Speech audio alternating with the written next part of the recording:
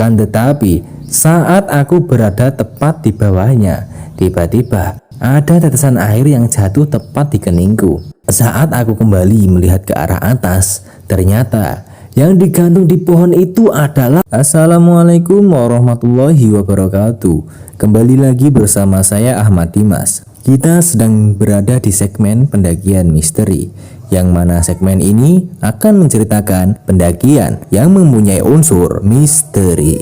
Kali ini saya akan membawakan cerita dari penulis Restu Wiratmaja. Bagi yang ingin baca langsung ceritanya, Twitternya ada di bawah. Langsung saja, pendakian misteri ini dia. Halo, perkenalkan, namaku Tono. Aku ingin membagikan sebuah kisah mengerikan yang tidak pernah dilupakan selama hidupku. Sewaktu melakukan sebuah pendakian di salah satu gunung yang ada di Jawa Timur. Sengaja aku tidak ingin menyebutkan nama gunungnya karena takutnya akan menimbulkan kisruh dan pengaruh tidak baik bagi orang-orang yang memang ranahnya ke sana. Oke, langsung saja. Suatu hari aku diajak oleh salah satu temanku yang bernama Mamat. Kebetulan mereka semua ingin naik gunung. Enggak bapaknya, anak sulungnya, dan juga si adiknya. Mamat serta circle bapaknya semuanya suka naik gunung. Memang mereka semua ini seperti sudah menyukai alam sejak lama. Setelah waktu dan yang lainnya sudah ditentukan, aku pun segera menyiapkan diri sebelum tiba waktunya untuk memulai pendakian di salah satu gunung yang ada di Jawa Timur. Untuk informasi saja, kami berangkat dengan anggota kurang lebih 7 orang, diantaranya aku, Mamat, adiknya Mamat, bapaknya Mamat, dan 3 teman dari bapaknya Mamat. Karena aku ngekos di tempat bapaknya Mamat, jadi aku sendiri kenal dengan Mamat. Namun perkenalan kita tidak terlalu erat, hanya sebatas perkenalan karena berada di tempat kos saja. Singkat cerita, saat hari H tiba, kami memulai melakukan perjalanan yang dimulai dari Jakarta ke Jawa Timur. Dan yang lebih parahnya, perjalanan kali ini benar-benar bikin aku kehilangan mood. Belum lagi hujan deras mengguyur kami saat kami berangkat. Dan yang paling parah, kita sempat nyasar ke daerah antah berantah, bahkan sampai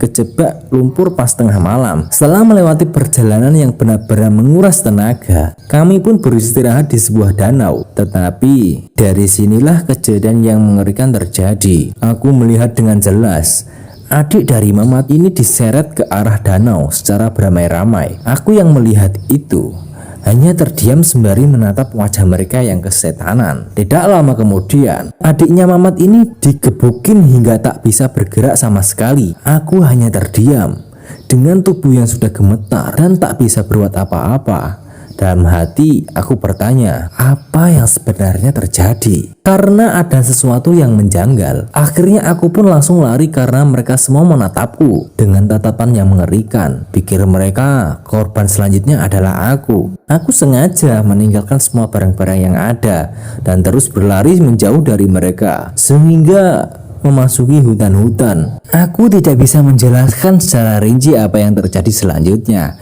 Akan tetapi saat aku terbangun, aku sudah berada di sebuah gubuk yang entah siapa yang membuatnya. Karena posisi gubuk itu sendiri berada di tengah hutan yang masih sangatlah liar. Aku pun memberanikan diri untuk melanjutkan perjalanan untuk mencari jalan keluar. Keadaan sudah gelap. Akan tetapi saat aku berada tepat di bawahnya, tiba-tiba ada tetesan air yang jatuh tepat di keningku. Saat aku kembali melihat ke arah atas, ternyata yang digantung di pohon itu adalah orang-orang yang sudah mati. Aku langsung berteriak ketakutan. Aku langsung melarikan diri dari tempat itu agar bisa keluar dari tempat yang menurutku ini bukanlah rute pendakian yang biasa aku ketahui melewati cerita orang-orang. Ada satu hal yang tidak bisa aku lupakan saat aku mencoba untuk mencari jalan keluar.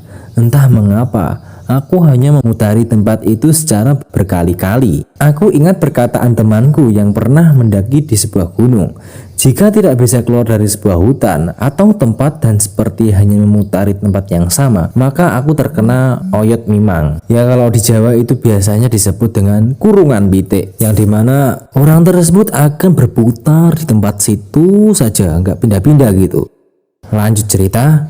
Aku mencoba menenangkan diri dengan cara apapun, hingga akhirnya Tuhan menjawab sebuah doaku. Aku menemukan kerlap-kerip cahaya dari kejauhan. Aku segera berlari untuk menuju ke arah cahaya tersebut. Dan ketika aku tiba di sana, ternyata aku melihat ada beberapa orang yang memang mereka semua sedang mencariku karena diketahui menghilang setelah beberapa hari. Akhirnya aku dibawa ke sebuah tempat yang memang tempat tersebut sudah ada Bapak Mamat dan yang lainnya. Saat pertama kali aku melihat mereka, aku langsung ketakutan. Aku kira aku akan menjadi incaran mereka sewaktu Bapak Mamat dan lainnya memperhatikanku. Namun aku sendiri tidak mengerti apa-apa yang terjadi saat itu. Aku hanya melihat dengan pandanganku saat itu juga. Mereka semua seperti dalam keadaan orang yang linglung dan kehilangan kesadaran. Akan tetapi, aku rasa ada yang kurang di sini. Pasalnya, aku berapa kali mengecek orang yang melakukan pendakian bersamaku. Dan benar saja, Mamat masih belum ditemukan bersama dengan adiknya. Aku pun menanyakan hal itu kepada warga desa. Namun mereka semua tidak bisa menjawab pertanyaanku. Mereka hanya mengatakan jika pendakian yang aku lakukan bersama Mamat dan yang lainnya ini melewati jalur ilegal. Dan yang parahnya, saat kita berada di danau tersebut, itu adalah danau keramat yang belum terjamah oleh manusia. Aku sendiri masih bertanya-tanya di mana keberadaan Mamat dan yang lainnya. Hingga akhirnya aku mendapatkan sebuah berita yang menyesakkan di dada. Ternyata adik dari Mamat dan juga Mamat sendiri, mereka berdua dijadikan tumbal oleh Bapak Mamat dan juga teman-temannya. Sungguh sangat mengerikan. Nah, itu yang parahnya, anaknya sendiri menjadi tumbal. Dah, cukup di situ aja ceritanya, nggak ada kelanjutan lagi. Sebenarnya ini belum selesai, nanti kalau ada updatean baru lagi akan saya bacakan. Oke? Oh ya, terima kasih yang sudah menonton di channel Ahmad Dimas. Semoga kalian dilancarkan rezekinya dan dijauhkan dari mara bahaya. Jangan lupa like, komen, dan subscribe, karena Ahmad Dimas akan selalu menayangkan cerita misteri. Saya akhiri, saya Ahmad Dimas. Wassalamualaikum warahmatullahi wabarakatuh. Salam pendakian misteri.